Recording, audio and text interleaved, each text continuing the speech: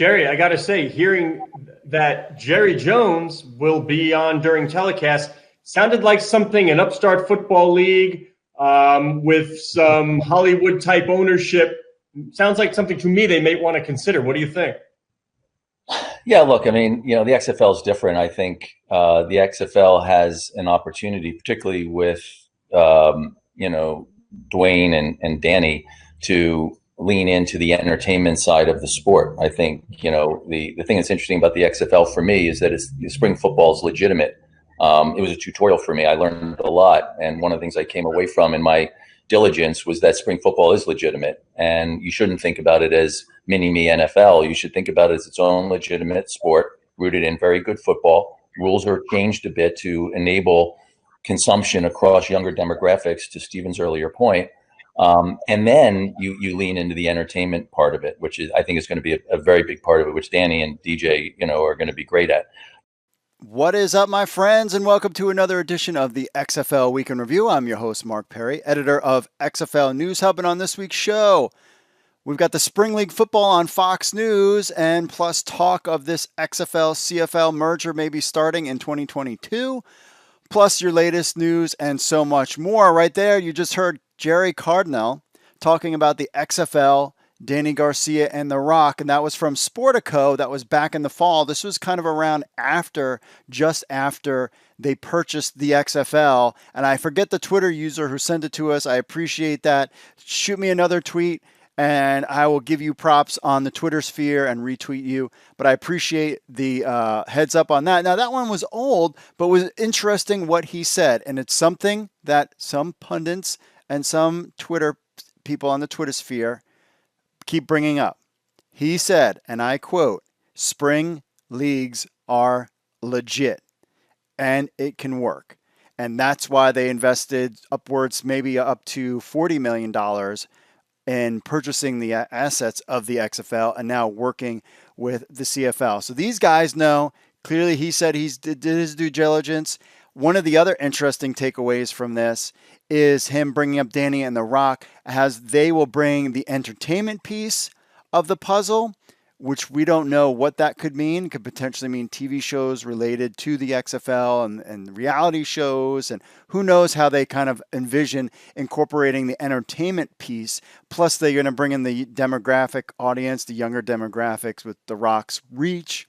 Then you have Jerry and his team over at Redbird Capital bringing in the money and the brain power of how to run sports franchises, because they're involved with multiple sports franchises over multiple countries, over multiple everything. They own a ton of stuff, not just in the United States.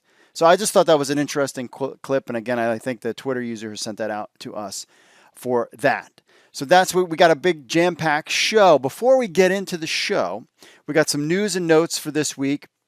Then we hit a couple commercial breaks, XFL Markcast, and then the our phone app. And then we'll get into the social media stuff, and I have some things I want to talk about there. But last week, when we had Paul Woods on, now remember, when his book comes out, we will definitely be giving away a copy to one of you nerds. We got a great response from him being a guest, totally informative, and really enjoyed him coming on the show. We'll have him on again, but we'll definitely give away his book about the Argos. I'm telling you, that would make a fantastic movie. But I was feeling a little tired today, and I'm like, all right, I got to get into this. I'm kind of doing my day job, and then I'm kind of getting into this. Oh, also, speaking of my day job, aside from that, I appeared on a podcast talking about the XFL in 2001, that whole thing. I will let you know when that comes out. And also, I was on a Calgary radio station talking about the XFL CFL merger. That was on Thursday. That was 9 o'clock Eastern, 9:30 Eastern. So I think it was 6:30 or 7:30, wherever they were in Calgary. Calgary Sports Talk. They were on from 7 to 8, I think, on a news channel there. I couldn't get a clip of it because they don't post their clips on there, but it went really well, and we talked a lot about the CFL XFL merger. So crossing borders, appearing on all different kinds of shows has been good, and as a busy guy, I'm tired, so I need a little pick-me-up from my ZOA energy drink. So this is the first time I'm going to drink it ever. I'm not a big soda drinker. I'm actually maybe not a beer drinker. I like my root beer. I think, what is it called? The place that Danny and The Rock own. I keep wanting to say Cardona. That's a Bitcoin. Kava. That's it. Kava that they own. I decided that Kava's root beer is my favorite root beer. Leave me a message on the YouTubes or send me a message. What do you think is the best root beer? That's what that's my go-to kind of drink. So let's try Zoa for the first time. 100 calories. I'm definitely not going to drink this whole thing because it is nighttime. So here we go. My first taste test. I don't even drink energy drinks. It smells good.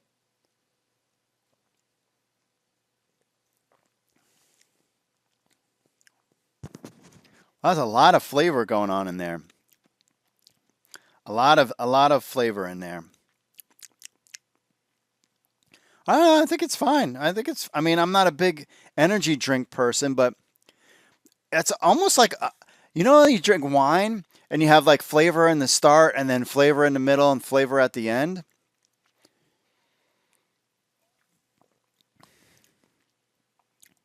Yeah, it's not bad. Not bad at all. It's got a bunch of good stuff in there. Antioxidants, electrolytes, amino acids, vitamin C, D, vitamin B. Lots of sugar.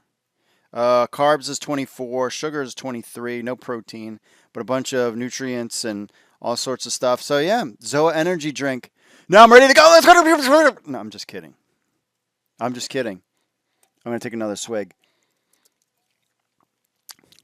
Yeah.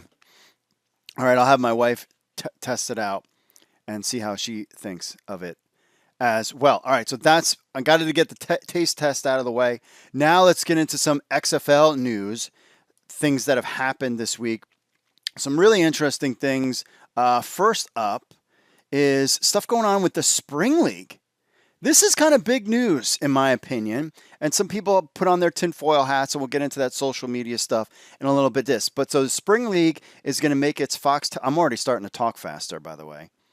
The Spring League football makes the broadcast television debut Saturday, May 8th on Fox. That's right, not FS1. The Spring League is going to be on Fox as well. So they begin their season May 6th on FS1. A bunch of regular season games. They added 2 new teams, the Linemen and the Sea Lions. I haven't decided, now that they've added 2 new teams, which team I'm going to pick this time, but they're going to play games in Indianapolis. We'll have the Linemen, the Conquerors, I don't have my glasses on, Aviators, and Alphas. That's going to be the North Division. And then in the South, in Houston, they got the Jousters, Generals, Blues, and Sea Lions. I mean, I'm kind of a northerner person. I grew up in New York. I kind of always liked the Aviators, so I'm still sticking with the Aviators there. That's my team. That's the team right there. Forget all those other teams. They stink.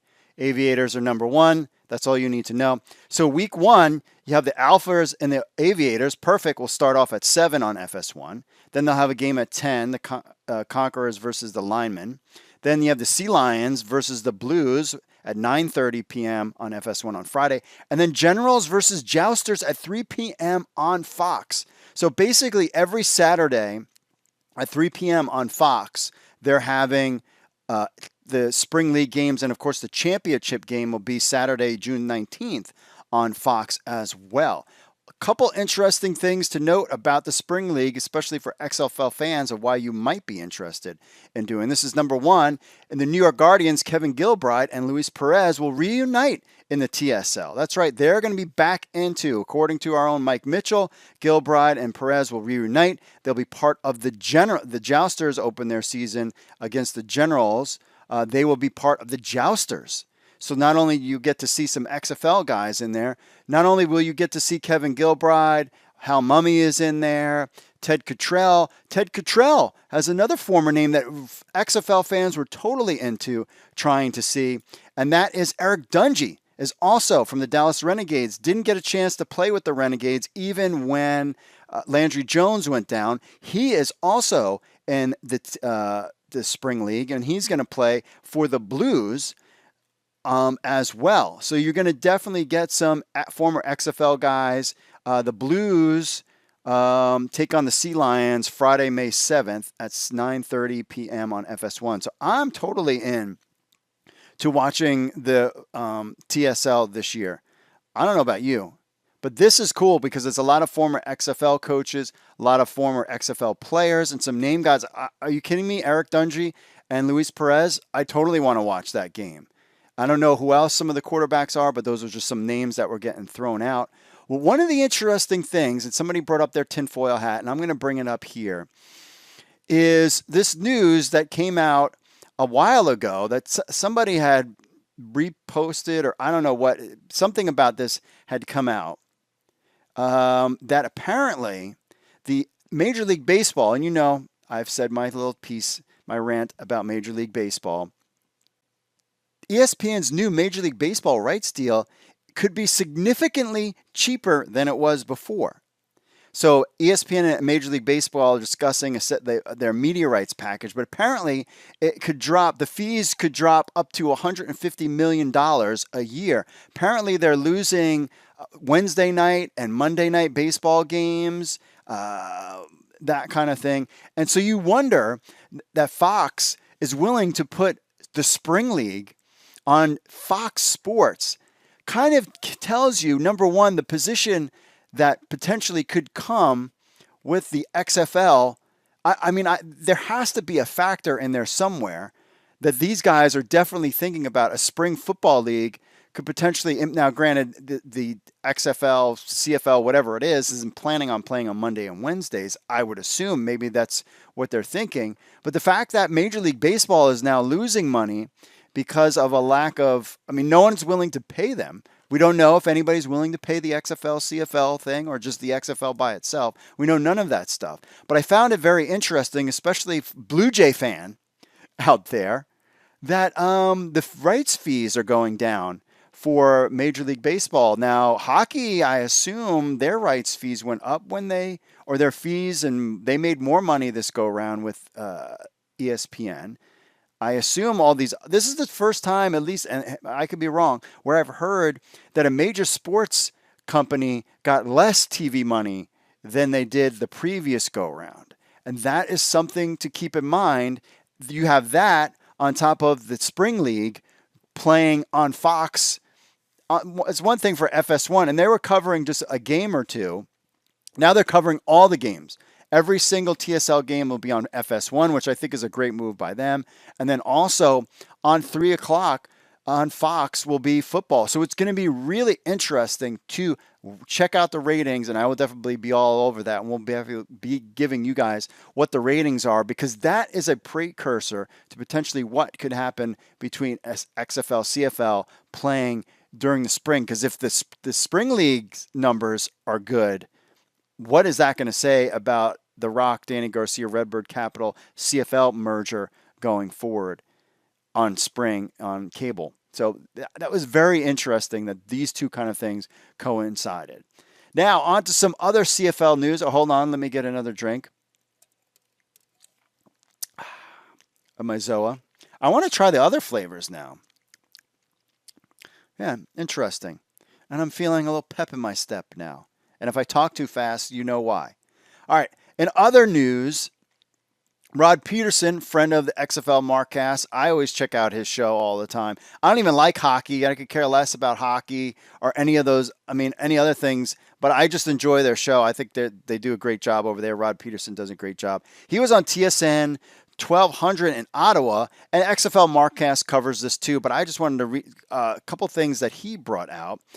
Some quotes that he had said is that there's a lot of talk about the new spring/summer league starting as early as 1 year from now, the next CFL. Some have said, why even try to play this year? Why not turn out the lights and go full bore towards next year? I think there are some people that want to do that. Why would you play right now other than for the people who are in the league right now? Could you imagine if now there's supposed to be this announcement coming tomorrow about what they want to do, that everybody is saying that they're going to push the season back to the fall. I don't know if you're going to get players involved with that kind of stuff, how that's all going to work. But that's what the plan is. Could you imagine? And then they're supposed to potentially even talk about what's going on with the XFL. I hope that the XFL is starting to take over the PR piece of this game, and we can just kind of give it to us straight. And what's the deal? We understand that COVID or the vid, I don't even want to say it because I'm going to get banned on YouTube, but you know what is bad over there right now. And I'm hoping that maybe we can get some clarity. That's one of the main focuses, the reason why they can't start the season. Then just say it so. Normal people would understand. Dummies won't. I mean, that's all I could say about that.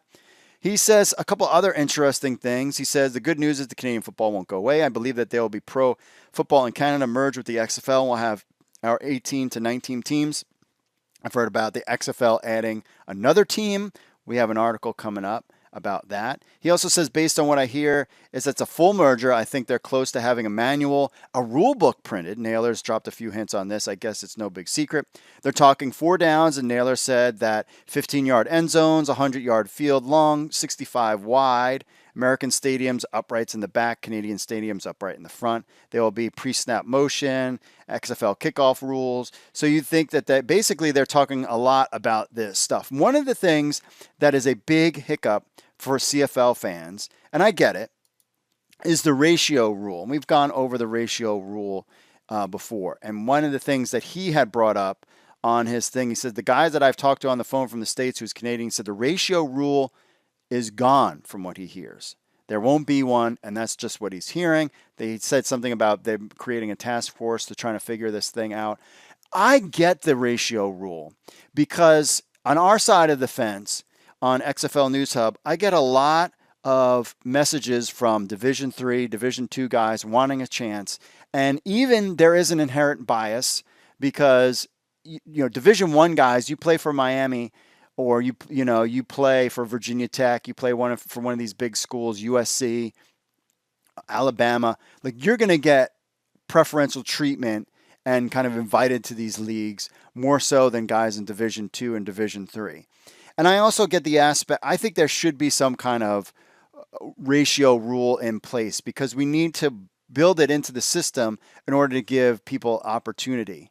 And one of the ways I thought around it was Canada keeps its ratio. Maybe it's got to be adjusted somehow, however you want to kind of figure it out. Because The Rock and Danny have said like they want this to be a global league and they want to bring in as many people as they can.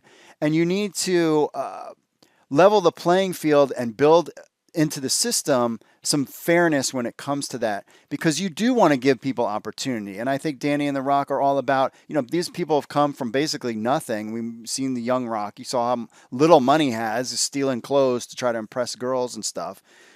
So they need a chance. And how can you build this so that it would work for everyone? So Mr. Mark here has your solution. What if we did this? So the Canadian, I don't know the ratio, you figure it out, but has to be a certain number of Canadian-born players on certain teams in Canada. In the United States, that changes. I would say there needs to be a certain number of Division II and Division III players on each team to make up a roster. What if you did it that way? So therefore, in Canada, it would be Canadian-born players. In the U.S., hey, you're going to need to try out guys for Division III and Division II. Give them a chance. There are plenty of NFL guys that have made the jump from Division II. I mean, Luis Perez was a great quarterback. And I mean, he was winning games over Matt McGloin, who went to Penn State. So why not give these guys? Jake Payne went to Shenandoah University. I don't think that's Division I. He was good in the XFL. Remember him? He was with the St. Louis Battlehawks. He was using his teeth, ripping up that can and drinking it. Well, guys like that need an opportunity. So how you keep the ratio rule, because apparently that's the big thing. 4 downs and ratio rule are the biggest thing, and the ratio rule is a non-starter for Canadian fans and CFL fan. I get that. I have a solution. Why not just keep the same kind of rule, maybe lower it somewhat? Because remember, we need quality to play.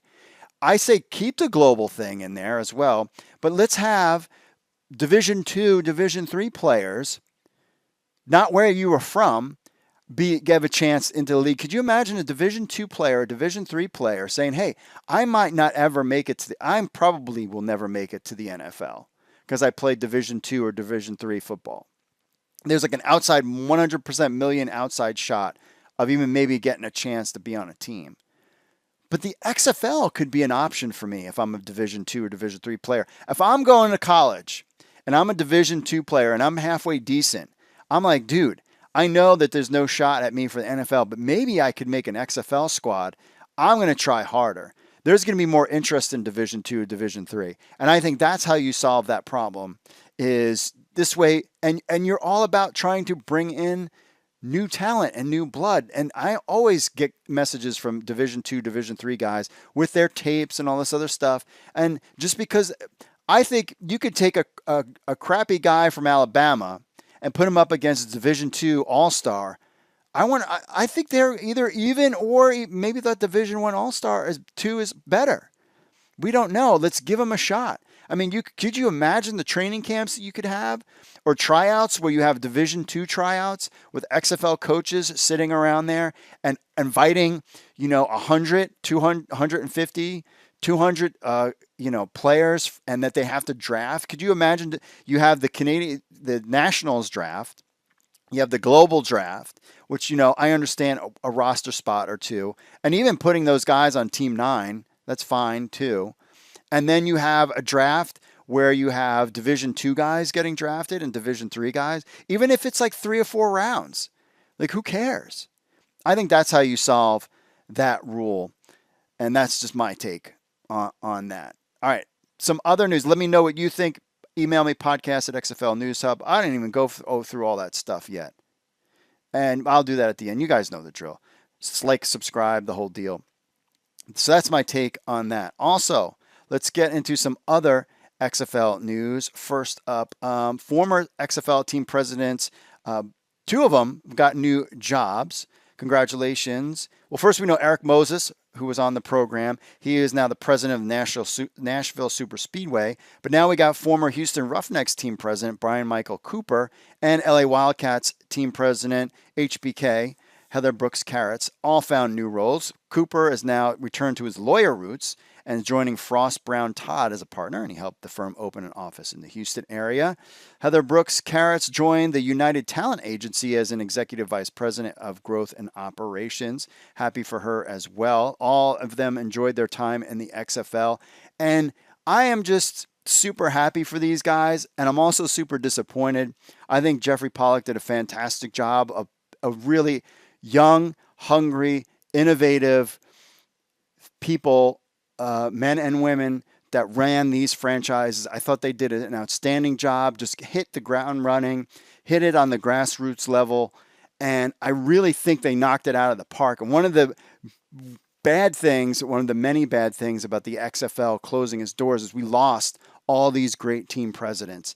I really haven't heard a negative thing about any of the team presidents and the amount of effort they put into to the teams and their leadership. And hopefully we can replace them in the XFL 3.0 era. It'd be fantastic if we can get some of them back. But clearly everybody's starting to move on. It was interesting. These guys could have gotten a job real quick. Sometimes I wonder that they were kind of holding out, that maybe something was happening. And at this point with the CFL talk, it was like, hey, like as much as they want to come back, it's not going to be anytime soon. We have no answer for you. And these guys had to move on. So that is too bad there. Also, some really sad XFL news. A former DC Defenders offensive lineman Chris Brown has passed away. This is at the age of 24. A former UFC Trojan, according to head coach Clay Helton, said that he had passed away. Brown was taken in the 6th round by the DC Defenders, Phase 2 portion of the 2020 XFL Draft. He played in all 5 games with the DC Defenders. He started his final 2 seasons at USC, was an all Pac-12 honorable mention in his junior year, played briefly with the Los Angeles Chargers. There is no cause of death. Again, our thoughts and prayers go out to his friends and family. Even the XFL Twitter put out a message there about the sad loss of Chris Brown. You hate to hear these kind of things. I saw a fan post a picture of him standing there at the event that I was at. So I was there. Yeah, I was at an event when the DC Defenders were announcing the roster. It was a picture from that same event, and he was there. And it's just a shame. And again, thoughts and prayers go out to his family and friends. Just a sad thing to learn that, one of the XFL family, even though we were together for a short time, he's still part of the XFL family. And thoughts and prayers are with his family and friends at this time. All right, we'll be back. We'll hit a commercial break. We'll get to your social media stuff right after this. Stay tuned.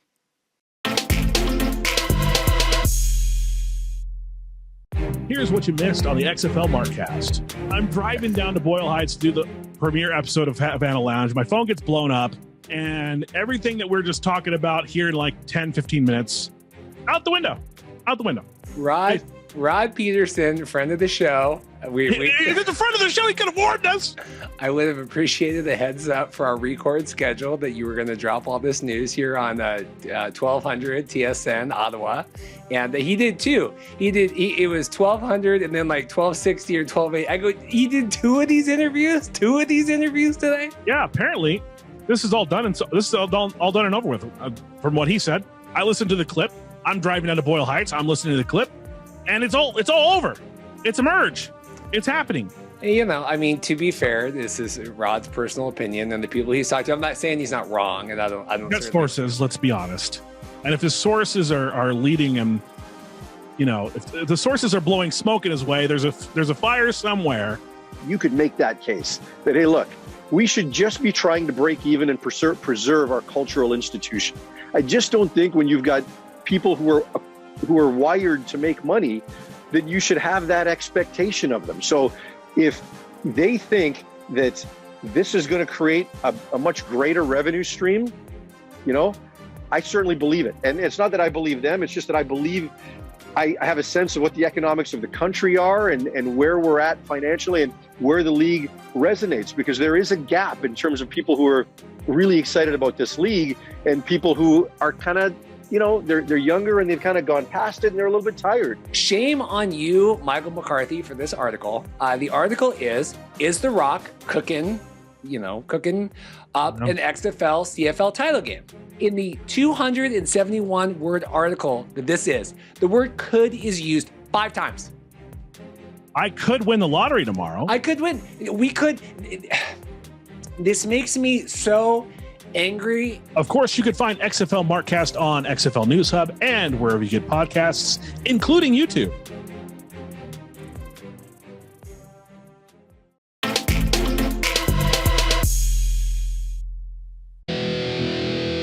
What's up, XFL Army? If you're a fan of the XFL News Hub and you have a telephone, which I know all of you do because you're sitting there playing on your phones all the time, then why not download the XFL News Hub app? That's right, it's on iTunes. It's on Android. We have an Android version and an iPhone version of the XFL News Hub app. So what do you get? You get the latest news from XFL News Hub, the premier source of XFL news in the universe. Plus, you get push notifications when we have breaking news. You will be the first to know. You can leave a comment on some of the news right from your phone. Plus, you get this podcast on your phone as well. Remember, you can leave us reviews on the Google Play Store or iTunes. It links to other social media, our other social media accounts, and so much more. Be in the know. I know you're on your phones. People are on their phones all the time. They never get off their phones. So why not just download the XFL News Hub app on your Android or iPhone today? All you need to do is go to the Google Play Store or iTunes and just type in XFL News Hub. That's XFL News Hub. Download our app on your phone today.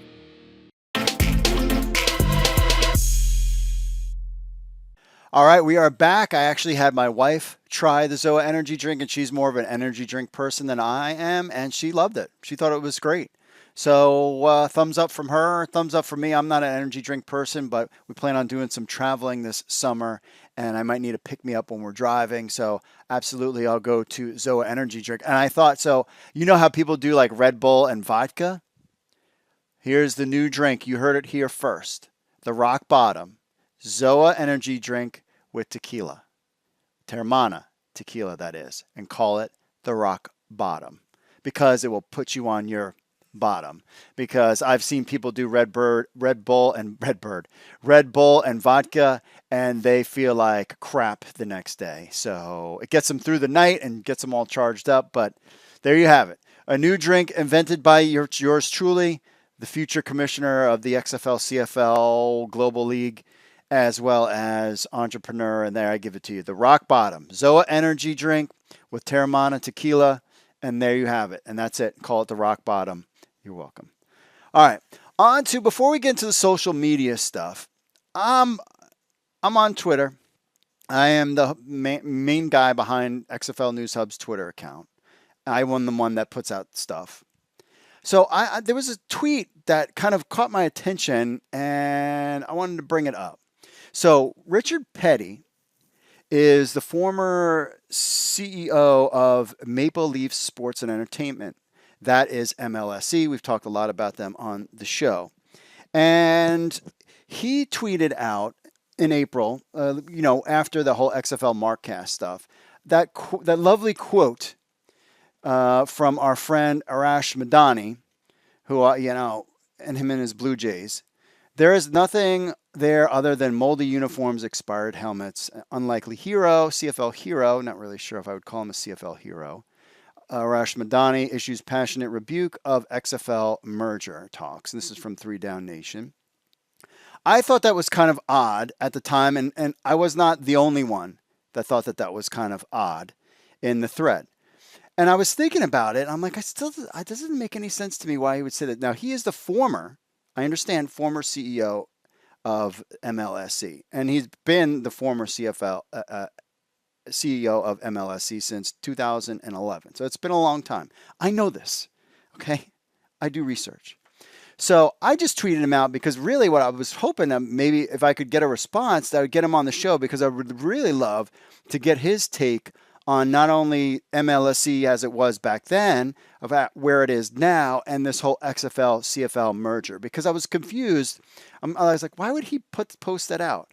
So I said, I'm so confused by this retweet of a former president and CEO of MLSE. Doesn't MLSE want to do business with The Rock, Danny Garcia, Redbird Capital? I thought MLSE was tired of losing money, or do they want out of the Toronto Argonauts to focus on the NFL? Care to explain? That's all I put out there. Now, in the past, I checked out his thread on Twitter, and only on March 19th did he mention anything about the CFL, because I was like, I wonder if this guy, and he tweets all the time. He owns a bookstore. He's kind of, social justice. I mean, seems like a great guy. I mean, really kind of into the community and kind of using his wealth in a positive direction, unlike, people from Walmart, for example, like the Walmart kids who don't. Like, so he's doing good things in the community, and so that's what he's doing on his Twitter. But at one point he did, in March of 19, said lots of people tweeting in favor of the CFL. What they really need more than tweets is for people to attend games. The trajectory for the CFL is not good, with very weak, viable, markets in Canada's 3 largest markets. That was the only thing he said, and that was from a Tim and Friends. Would an XFL merger kill what we love about the CFL? Would it fade away and all this other stuff? Whoa, God forbid. I say something or ask a question. Do I get all these people jumping down my throats, having an issue, comparing us to some other site that is not us? We do not copy and paste our articles. Ours is original. And also, maybe they were thinking about another site that copies the exact look of our site, and they do their thing. So we're not them. We are XFL News Hub. We are number one, and our guys are original. We don't copy and paste, and we get lumped into. There's a lot of eyes on the XFL media, and we kind of all, unfortunately, get lumped together at times. And it was like, oh, here they go again. Here's XFL media. Here's Americans blowing things out of proportion. The whole, I don't even get it. There's so much. There's so many layers and parts of this onion to this whole thing. I'm just asking a question. That's all I was doing. I was curious. I just said I was interested to have him on because I want to get his take. I still don't. I began to understand it. So if you look at his background, well, first critique of my tweet was that he's not involved, and it's been a long time. And, you know, I did my research before I put out the tweet, and I knew this, but the idea that he is not, I was curious if they were connected at all. And so basically, some background on him is that he did work for Larry Tannenbaum's Palestra Group. This was back in 93. Petty was named the president and COO of Labatt Communications in 94. Blah, blah, blah. Assets included the Sports Network, TSN, and Discovery Channel Canada. During the time, Labatt's, which also owned the Argonauts and the Toronto Blue Jays of Major League Baseball. He was involved with attempts by the company to purchase an NFL league team and relocate it to Toronto Skydome. He was named the president and CEO of the Toronto Raptors in 96. After Maple Leaf Gardens owners purchased the Raptors, the arena the team was building, Air Canada Centre, on February of 99. Petty took control and renamed Maple Leaf Sports and Entertainment in 98, serving as president and CEO for 14 years until he retired in 2011. He oversaw all business and team operations related to the Toronto Maple Leafs, Toronto Raptors, Toronto FC, the Toronto Marlies, the operations of the Air Canada Centre, BMO Field, Rico, I don't know, I'm saying it wrong, Coliseum. I got to put my glasses on. The organization's 3 channels, Maple Leaf Square. I mean, so much. In his first 9 years in charge of MLSE, its value tripled to $1.5 billion. And then he retired shortly before Petty retired. The Ontario Teachers Pension Plan announced the sale to Bell Canada and Rogers Communication. So, first of all, plenty in the business world, a lot there is a small world, and even Rod Peterson has said this too. That's especially in Canada, that world is small, and they're all interrelated, and they all know each other. Especially in the corporate world, even in the corporate world in the United States, it's a small. Basically, presidents get recycled from one company to another. They cash out. I mean, I can go into all of that stuff, but essentially, they all know each other. And I'm like, you'd think he would know this Larry Tannenbaum, and is he in favor of it or is he not in favor of it? Now, why does it matter? I'm curious because I'm trying to understand what MLSE is on all of this.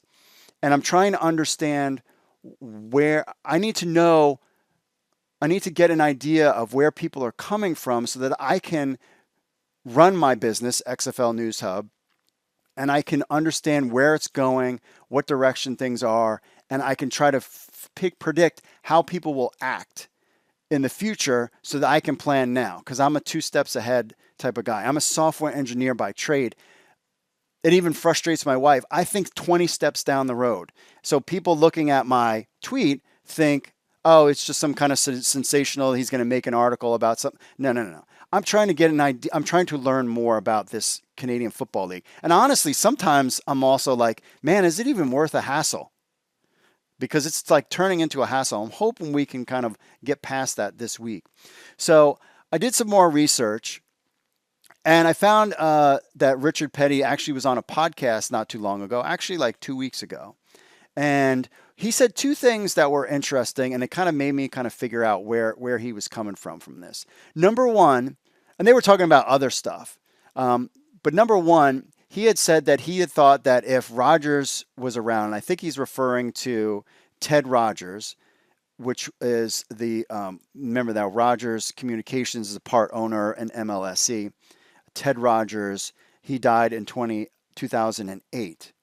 One of the things that he had said was if Rogers was still around, that he would have bought the Toronto Argonauts, and the Argos would have been successful under Rogers, but he had passed away, and then it went to MLSE because the Argonauts have had multiple owners over the course of years, as the CFL has also had multiple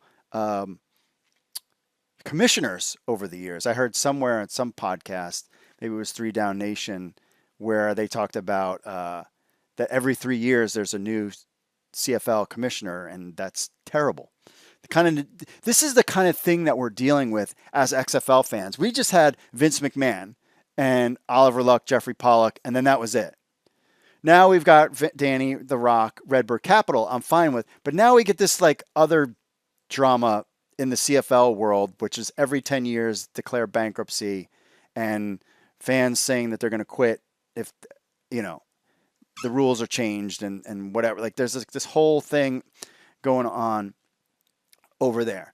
One of the other things he did say was that he did talk to Larry Tannenbaum prior to that week. So in the month of March, essentially, he had talked to Larry Tannenbaum, and somebody put out the idea that they don't even talk. Well, I have proof that they actually talked very recently.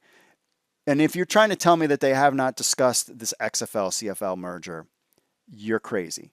Because clearly they did. Now, one of the other pieces that he said in this podcast was that he really didn't like the culture of MLSC. And I was like, oh, okay, now it makes sense. He said two things. One is that if Rogers bought the Toronto Argonauts, it would have been successful and the rest would have been history, because MLSC is basically, it's just continuing to look like they're kind of the villain in the story. That they're basically, the vibe that I'm getting is that he kind of and he's welcome to come on this podcast and talk about it. He's mentioned it there that he didn't like the culture there. And I think he meant by the culture is that this very kind of Walmart-y, new, American vibe potentially to this, because he was talking about how that, he was hoping that they would build, there's things he wanted to build in Toronto that they wound up not doing. That would have been good for the culture and good all around. And they just didn't do it because they're just money, which is a very American thing.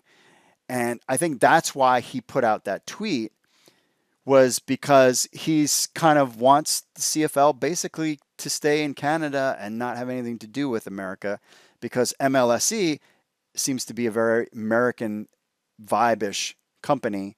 And that's why he said he didn't like the culture. That's what I was just curious. Now it kind of makes sense to me. It kind of makes a little bit more sense. Now I learned about who Larry Tannenbaum is a little bit more. I learned about who Richard Petty was, Rogers Communications, Bell, all of the players involved. And that's really where the sticking point, I think, really is. I'm really curious. This all hinges on them because, listen, MLSE, there's a couple things that the way that this could go. One is Redbird. If MLSE wants out and they want to focus on football, and they want to focus on the NFL, and clearly they've been the owners for only 2 years, then there's a potential, and this is why it's important, because I think 10 steps down the road. What happens if Redbird does not buy an interest in the CFL at all, which I don't even know if you can? What if they just buy the Toronto Argonauts? And then they have the Toronto Argonauts and all the XFL teams that they manage. And then the CFL does whatever they want. And MLSE gets out of the business. And then they move on to focus on getting an NFL team in Toronto. Good luck. Have fun with that. That's going to cost you a lot of money. Because clearly, you could take all the money that would cost you to have an NFL franchise in Canada and pump it into the CFL. And I think you'd be good. The other point that people kind of make too is that, hey, these guys have got a lot of money. Why don't they just spend it? And I'll tell you this, because I know some rich people. Rich people don't spend money on stuff that they think is going to fail or that's just not worth it. You just, because you can throw money at something does not fix the problem. I've had websites that had a good, community base, good, fans, and I felt terrible for shutting it down, but the thing just never made any money. And it was too much of a hurdle to climb. And I could have put thousands of dollars into some of these websites and it wouldn't have made a difference. And I actually still have websites that I'm running right now at a loss that I'm like, I'm just doing it for the community. So I get that part. So the idea that it's like, well, if you just throw money at it, it's going to fix it. It doesn't work. So I think it's this MLSE Toronto Argonauts piece is kind of where this thing is, I think, is at. And it'll be really interesting if we find out that Redbird, I don't even know if you can really invest into a piece of the CFL. I think it really hinges on the Toronto Argonauts. And like Paul Wood said, if without the Argonauts and out that Toronto market, like the CFL is essentially doomed.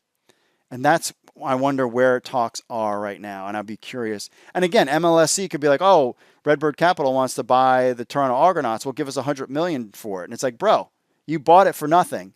We're not going to give you $100. You know what I mean? So that's the where this story lies is in this MLSE Toronto Argonauts. It really all focuses on that piece and how that piece turns. If MLSE is out, I think we're great. And if Redbird buys Toronto Argonauts, I think we're good to go and everything is fine. If MLSE is still part of the story, as Richard Petty said, that he doesn't like their culture, MLSE could potentially be a hindrance to the success of a CFL, XFL thing. Even though they're saying that MLSE is all in, what does that mean? And are they playing both sides? I mean, there's this whole kind of thing. So I think that's kind of where everything stands right now. And that's why I ask the questions that I do, because I think of 10 things down the road. I'm just trying to figure this whole story out. And Toronto Argonauts is kind of like the key to this merger. And if MLSE is still involved, they could be a potential thorn in the side to Redbird Capital and the CFL as we move forward. Depends on where their mindset is at. And that's kind of the key. It's really, I mean, this is nothing new that everybody's speculated before, but that's kind of where all that lies. And that was probably way too long to talk about a tweet, but I just found it very interesting, and I wanted to bring it to you that I was doing a little research on the whole thing, basically wasting 20 minutes of my life. But I need to have the ability to understand what's going on so that me as a business owner could make steps for my business, XFL News Hub, so that we can survive. And I mean, if I see a situation writing on the wall where I'm like, MLSE is a bad entity and I want them out and they stick around, like, who knows if they ruin the relationship between the XFL and CFL and who knows?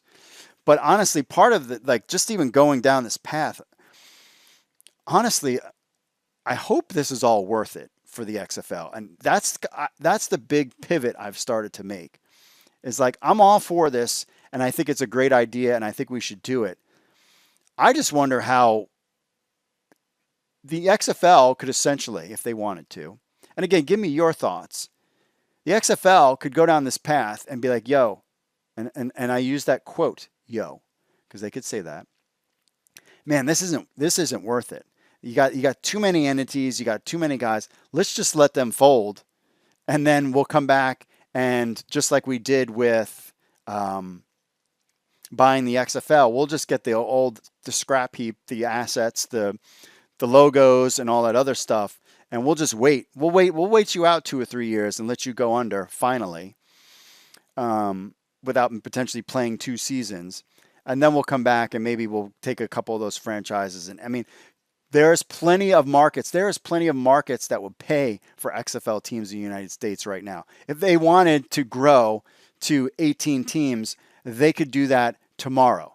They contact me wanting teams in Alabama and other teams in Texas and Chicago and all these places. They're ready to rock and roll with an XFL team. So we don't need Canada and we don't need their team. So I'm just worried about that dynamic when it comes to what happens, because I want to see whatever this spring league is succeed. And I'm getting the feeling that this MLSE group could potentially be a hindrance to not only the CFL, but potentially the XFL as well. Now, on to some of your social media stuff without me blabbing on this whole time.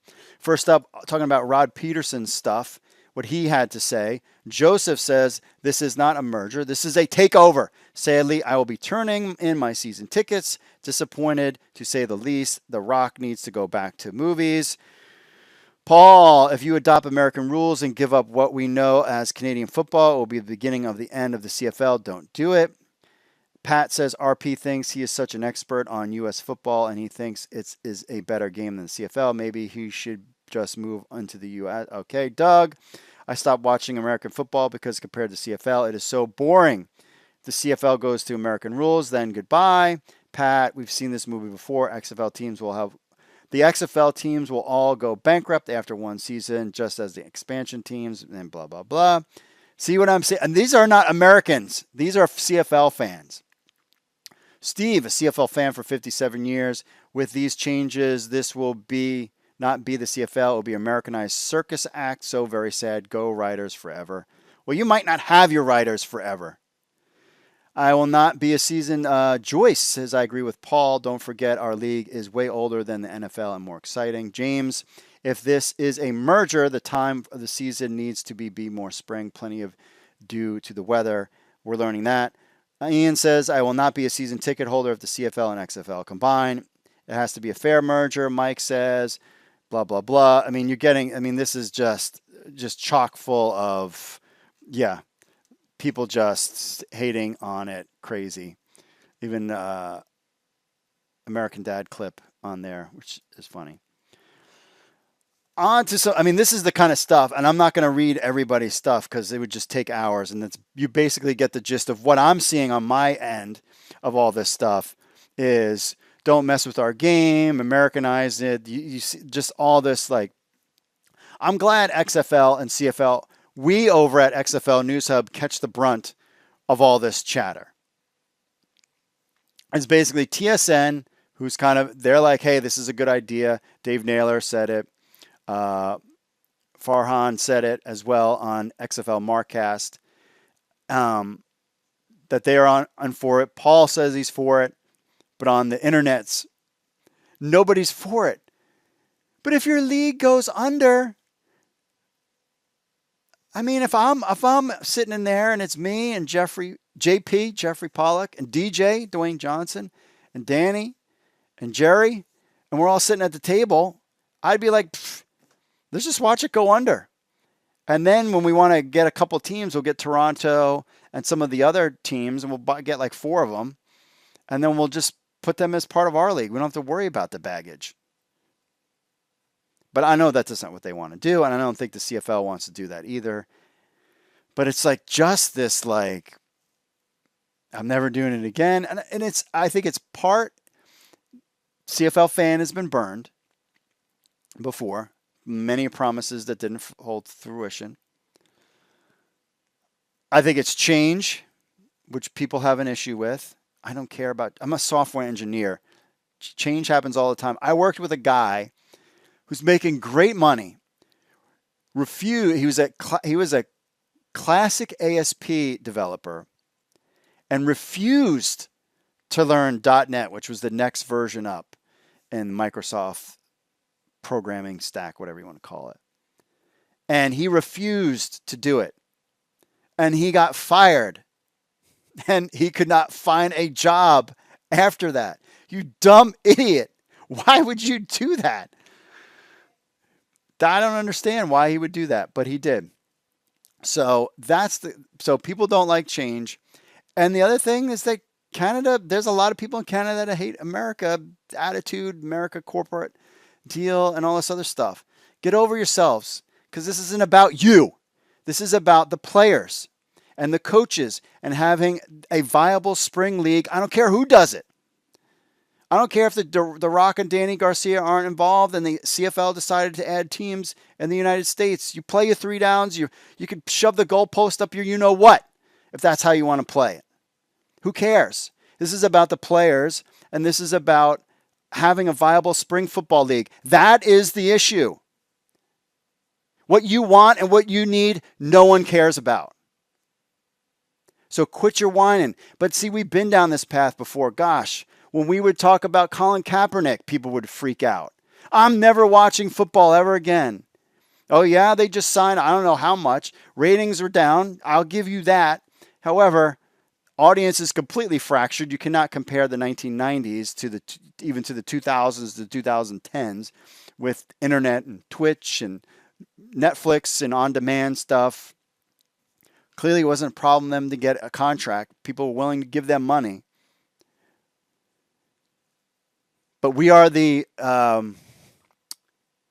XFL News Hub.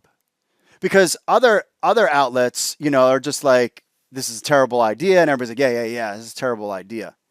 We're the ones that are catching the brunt. We are the shrink's chair of this XFL merger as people are sitting there just venting their frustration.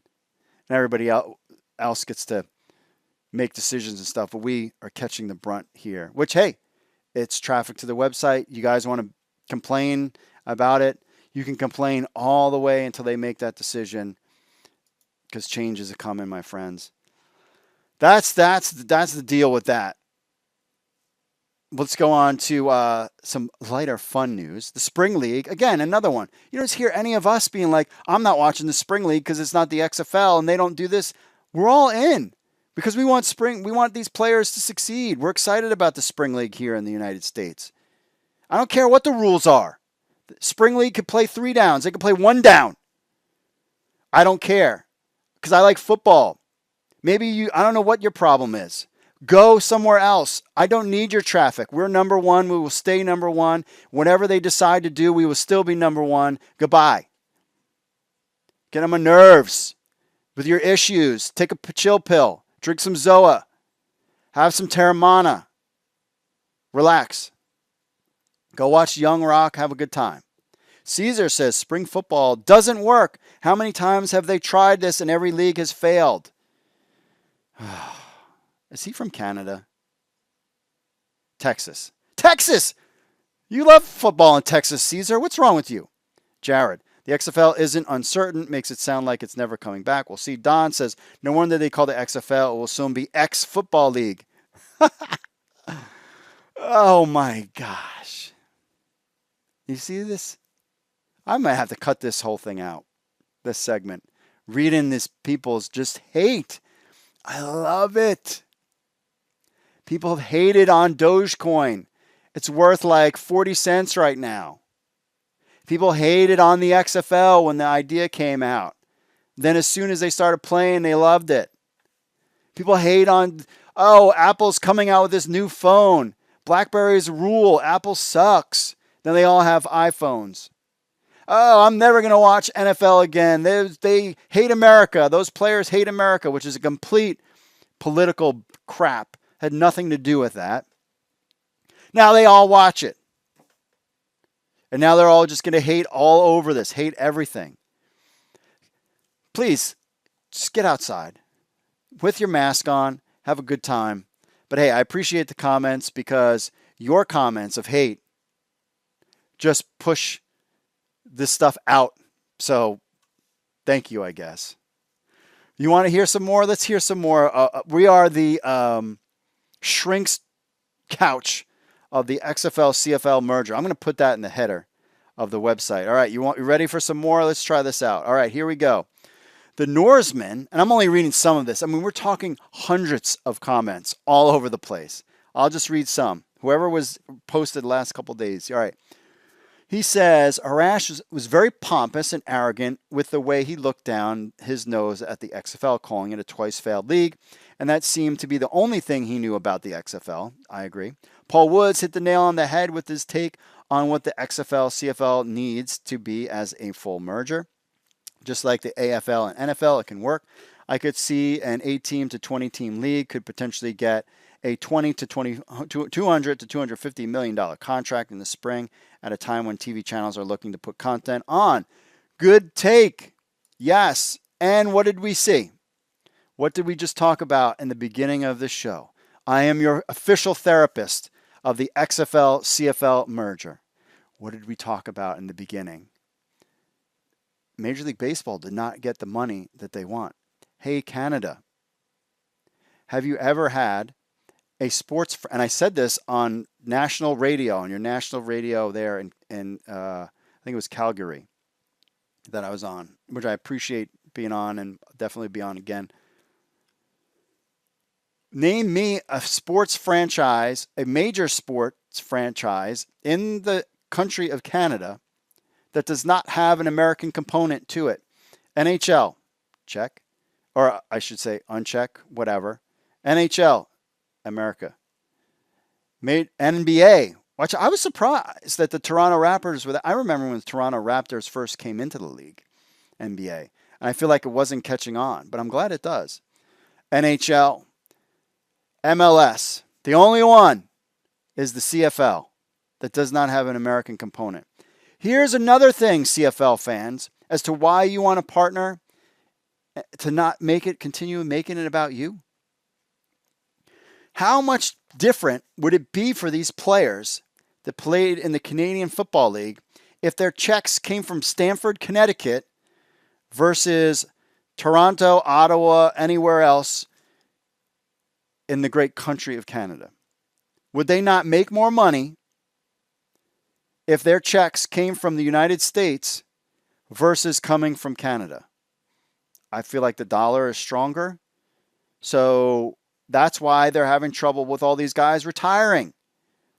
Because it's not worth it. Taking a 20% pay cut, I've heard some people say that's like doing minimum wage to play professional football. Americans can't do that. They'll do it to get the game tape and the experience. I think what's to come would be worth it. Are you going to play a full season in the fall and pay your guys? Just that alone gives you and access to America TV money. I think that's the only way your sports can survive in this climate, in this world, because you need that American TV dollar and you need that the dollar versus the Canadian. These guys would make more money. Your MVPs, your best great players, if they were getting a check for $75,000, $80,000 American versus Canadian dollars, then you wouldn't have guys trying to be a fireman and all these guys retiring. I'm just saying. I'm your therapist. I'm your therapist, Mr. Mark. Let's go down. Yabba Dabba Doo, great name. He says, I'm down. Talking about that smart season we talked about. Let's see. Justin says, it's time to merge. CFL was shot in 1982 in the NFL strike, then the separation. Okay. Mike says, great show as usual. Looking forward to the Spring League too. Love the Tide Cats hat. That's what I'm talking about. Asking Santa for a full merger with 4 Downs and Winnipeg hosting the Battlehawks, Renegades, Viper, etc. This crazy virus is going to breathe life into some serious great football. Just planning on how to incorporate it into my man caves. My wife will just love it. Exclamation point. Thanks. Mike totally has it. That is the solution to you CFL fan hating people.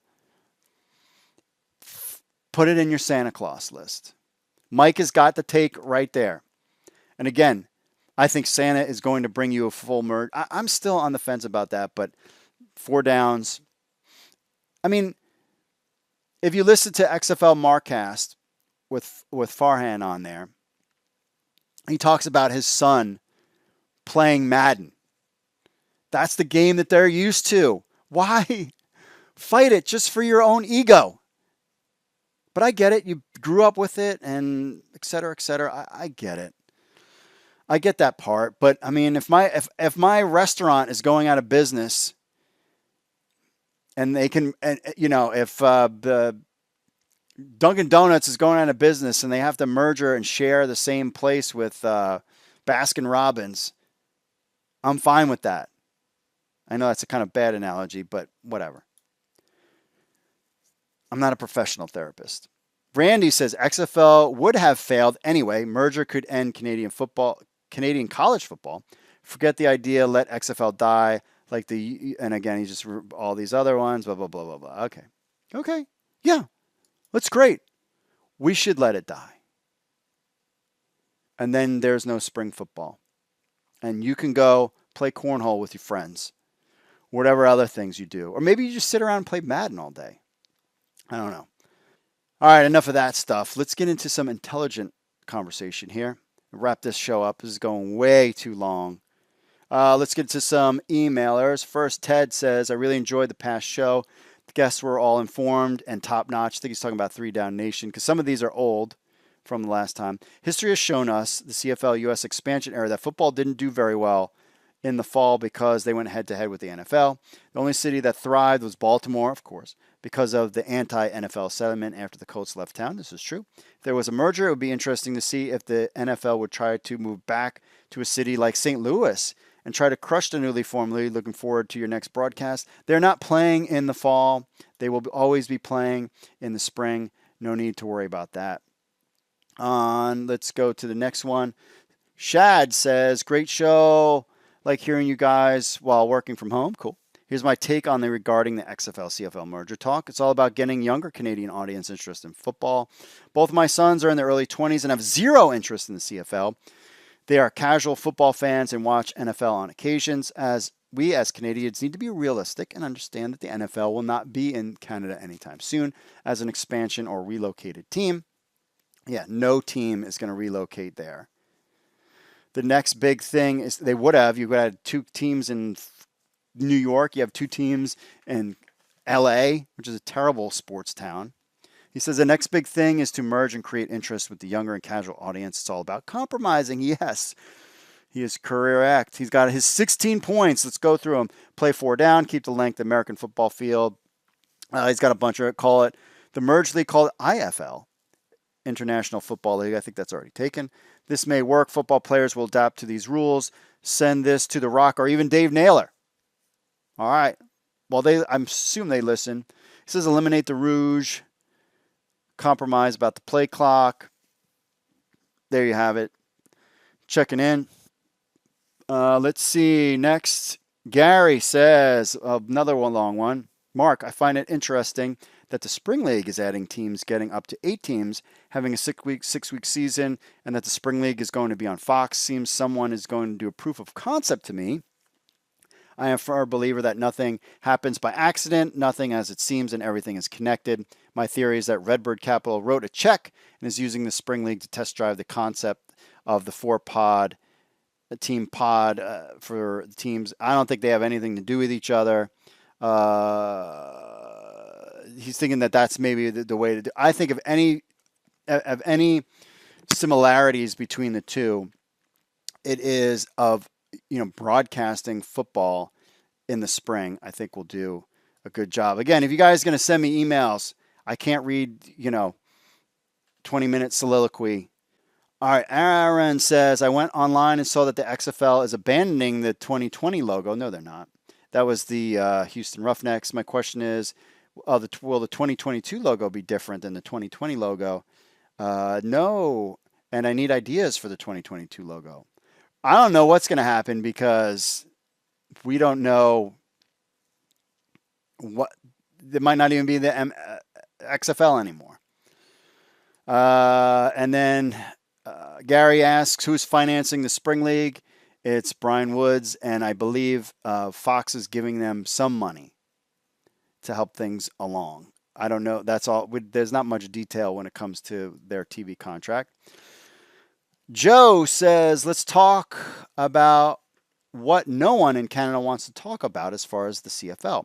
There are only 9 teams, which mean in an 18-game schedule, which means that I get to watch the Argos play the Red Blacks 3 times a season. By the middle of the 18-game CFL season, I feel like Bill Murray in Groundhog Day, thinking to myself, didn't I just watch these 2 teams play already? If one of those teams is terrible, I'm going to do something else and catch the highlights on TSN. This is a great point. This is a fantastic point by Joe. That you only have you play so many games to cover the cost of trying to make some money. By the way, that's why you got to play so many games. You couldn't survive on a 10-game schedule. And you guys play each other a ton of times. He's totally right. Throw in some XFL teams. Now you have some interest. I totally agree with you. Great point. People think that by watching the NFL, I'm selling out in Canada and 3-down football. How about when I watch the NFL, sometimes I get to watch an intriguing matchup that won't see for another 4 years, like the Seattle Seahawks-Patriots game or the Steelers-Cowboys matchup. Those only happen every 4 years. I really enjoy the different matchups. Great point. Do you know why Taco Bell changes up their menu? Because people like something different, variety, and a base is a base part of human nature. It perks up our interest and makes us feel alive. Joe is your new therapist. The NFL is a lot like Taco Bell because it changes things up so you don't see the same non-conference teams every year. The NFL, like Taco Bell, gives us limited time menu items that grab our attention. I fully realize the NFL has more teams to work with, but the expanded menu is the key to gaining traction and momentum, which will help find and keep fans. Love the analogy of Taco Bell. I would never eat Taco Bell. I have a gluten and corn allergy, which is very rare. So I could not eat the food there. I will say this, when I go to my brother's house, I opened his cabinet and he had like, I swear it was like this, like a huge ton of that sauce, the Taco Bell sauce. My kids love the Taco Bell sauce. Apparently you can get Taco Bell sauce. You can buy it. But yeah, that's a great analogy. You know why Auburn, Alabama is so great? Because it only happens once a year. That is what makes it so special, is that it's once a year. Taco Bell, he's totally right about that. CFL needs to admit it has outgrown Canada, and it needs to move south, and by moving south, it would add those special limited time menu items. MLSC and TSN recognize this fact. They have the TV numbers. I'm sure that ratings for the third BC Lions Calgary Stampeders matchup would back up what I'm saying. Fantastic point. Hit it out of the park. Everyone talks about the American teams playing in the middle of the 1990s and how much it sucked. Truth be told, I loved it. You know what I liked about the American expansion in the middle of the 90s? I got to watch a couple of the other teams play the Argos. Something different. Teams, different matchups, different stadiums. In the 1994 Grey Cup game was awesome, with BC beating Baltimore 26-23 on a last-second Lou Paglia field goal with no time left on the clock. We play Americans in the MLS, baseball, NHL, and NBA. Why do we freak out about a CFL XFL merger? I don't get it. Joe, checking in, as always, a great take on that. We appreciate his take. Joe is the other therapist in our practice of the CFL XFL therapy session. We have Joe as well. On to Ted checking in. Listen to the Paul Woods interview and agree with most of what he said except for the schedule ideas. If I had the keys, I would make it 3 divisions. West Division, interesting. He's got West, Dragons, Wildcats, Lions, Stampeders, Edmonton Football Club, Saskatchewan Roughriders. Central Division, the Renegades, Roughnecks, Mexico City expansion team, Winnipeg Blue Bombers, Battlehawks, Canada's team, LOL, Hamilton Tiger Cats. You got that right, brother. America's team. Then he's got in the East, of course, America's team, DC Defenders, Guardians, Vipers, Argos, Red Blacks, Montreal Alouettes. You kidding me? This is for Blue Jay fans, all 3 of you out there. Wouldn't you love a New York Guardians against Toronto Argonauts game? I mean, I knew that there was fans in D.C. interested in D.C. Defenders versus Dallas Renegades because of that rivalry of the Cowboys and former Washington team, whatever their name is. That's kind of an interesting idea. I like that. Something I've not heard of before. I appreciate that. Says I would do an 18-game schedule for the regular season. I would start on the first week of April. Yeah, oh, and by the way, CFL fans, we didn't know that it freaking snows in the middle of the summertime or whatever's going on there. I don't know that. We don't live there. We just threw it out there, and all of a sudden, it's like, oh my God, you guys have no idea what you're talking about. Look at my backyard. It's snowing, and it's April. How are you going to play? Blah, blah. Don't they play in the snow? I mean, come on. Relax. We're all learning together. Sit down on the table. Sit down in the chair, and we'll get through this. Do you need a tea? Would you like a coffee? Or something else that's not legal in some states in the United States? I don't know what the deal is with that in Canada, by the way. Let's see. 18-game schedule. It will start in the week. Oh, the first 9 games will be played with XFL rules. I would try to give American teams 6 home games. 3. I would try. Oh, you can't flip the rules back and forth. There's no way. Rules have got to be the same. I get it would be interesting, but I don't think you can do it. He says, in today's sports world, revenue sharing is the way to go. Half the revenue would go to the owners, the other half to the players. Players would get a minimum salary, and they would get bonuses on how they perform, which would be interesting to take that to the CFL, where you get paid more if you win. Could somehow tie it into fantasy stats. All right, we got there. First half of the regular season would be 10 weeks. Because each team would have a bye. XFL Championship playoffs would start in the 3rd week of June. Top 10 teams would make the playoffs in the first round. Top 6 teams would get a bye. The 10 seed would play the 7. 9 would play the 8. Week 2, we'd see 8 teams until there was one champion approximately at the 2nd week in July. Second half of the regular season would be similar to the first, except home and away order would be reversed. This is done because the NFL is starting in September. CFL gets better numbers in the fall. I mean, that's kind of like another piece too, is that they get better, and so this appeases TSN. And the second half is played with CFL rules. That would just be too tough. Grey Cup champion would start in October and end around Halloweenish. The CFL and XFL rules are different, so players have the option of only playing the first. That would get too confusing. Interesting stuff. Regular season. NBC could carry the games in the first half. ESPN could pick up in the second half. Ted, checking in. Interesting take. I appreciate that. I appreciate that. Of course, we got our Paladin demo. We always got Paladin demo checking in. He's got a couple pictures of us doing his things. He's found out in another podcast that the picks didn't go through. Here's backups. It was a Chiefs theme. That's pretty cool. And finally, Blaine checking in. He says, if the XFL and CFL merge, the playing field could be smaller. Definitely 3-down football, 11 players. I think 3 downs would make the league unique. National Football League would have some competition in the future with smaller playing fields, 11 players or 4 downs. I feel the CFL would be unique with a smaller field, 3 downs, 11 players. He says, the reason for the talks between the CFL and XFL is primarily financial. CFL lost tens of millions of dollars last season, and teams will lose money again this year, whether they play or not. A merger could provide more than $100 million US in American network and streaming dollars, and a smaller amount from a Canadian deal. The money is vital for the CFL to survive beyond the next couple of seasons. I agree. You all do it with every other sport. Why is the CFL so different? Because of the rules? What would be the purpose of a CFL and XFL merger if the XFL goes 4 downs instead of 3? Why look more like the NFL and be the same? I mean, I'll tell you this, and I am for this, and I think John Hodge from 3 Down Nation was on our podcast talking about how the one of the nice things about the CFL, and because there's 11 players in the field side, is that you get a different type of player that could maybe not succeed in the NFL, that could succeed in the CFL. And I like that concept, and that's why I'm in favor of maybe potential some kind of rules, because there are guys that could be stars in the CFL and not the NFL, and that uniqueness would be great for the XFL, CFL, whatever you want to call it. So I understand that part, and if you could tweak the rules, the field size, I don't care about the field size. I don't care where you stick the goalposts. I've said before, you can stick it up where you know what.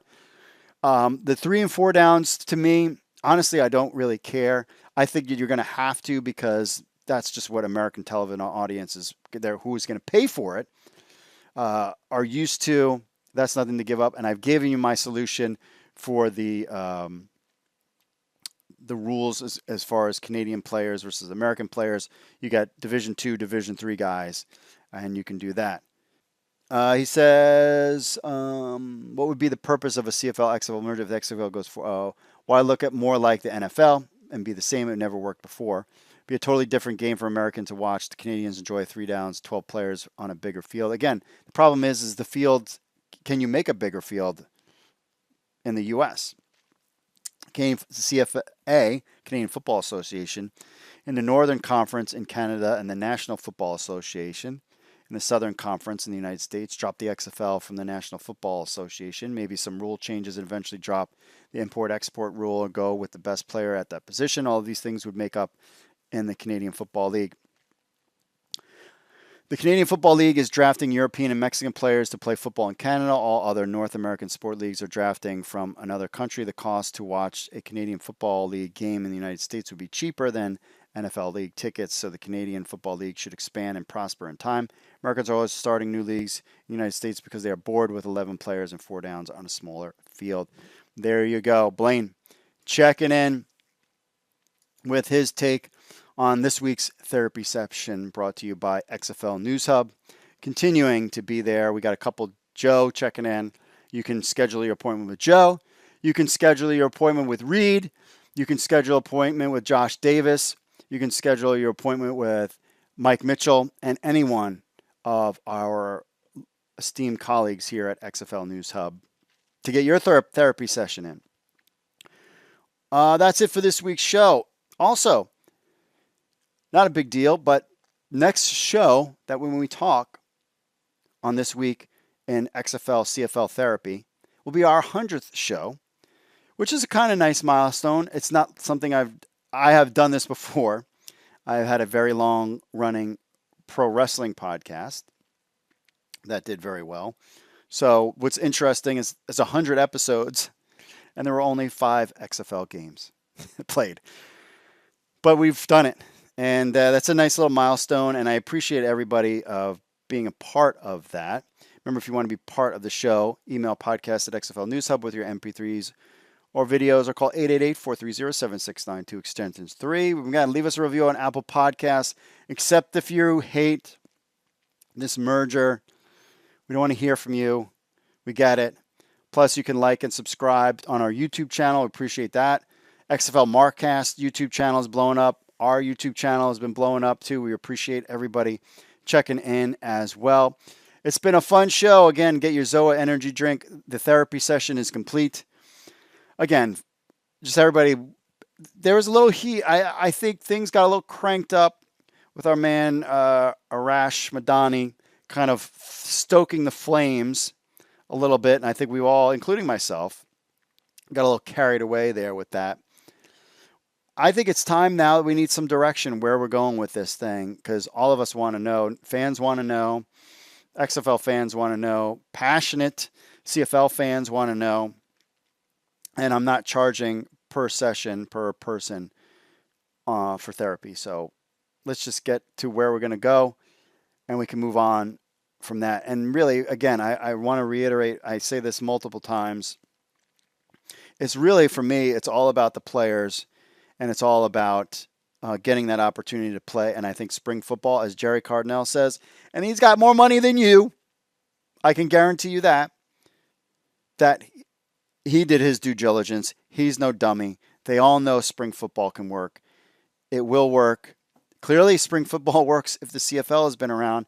I mean, and they've teetered on bankruptcy for years and years. I think this hooking on with the America, you kind of have to. You have no choice. Financially, checks come from the United States. That would help. I assume. I don't know. I'm not an accountant, but I assume.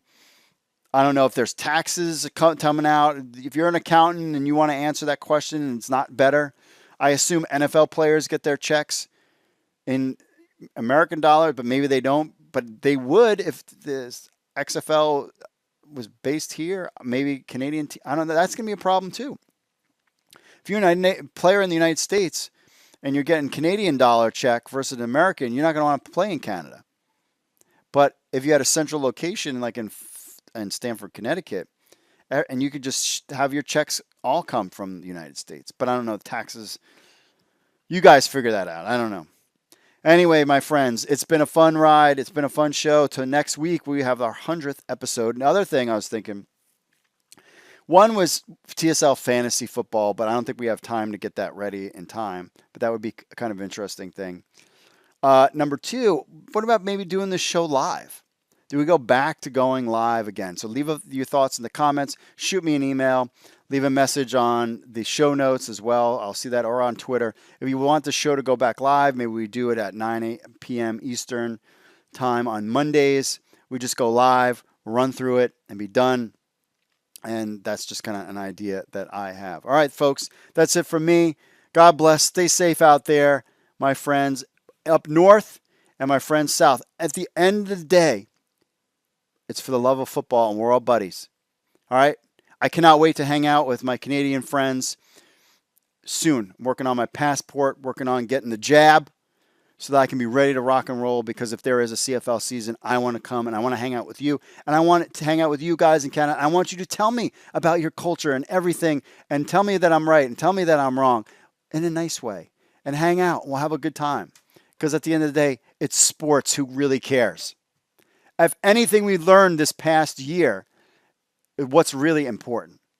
And this is just for the love of football, and that's all it is to it. All right, that's it for me, folks. Thanks for listening. God bless, and I will see you all, you know what I say every time. Later.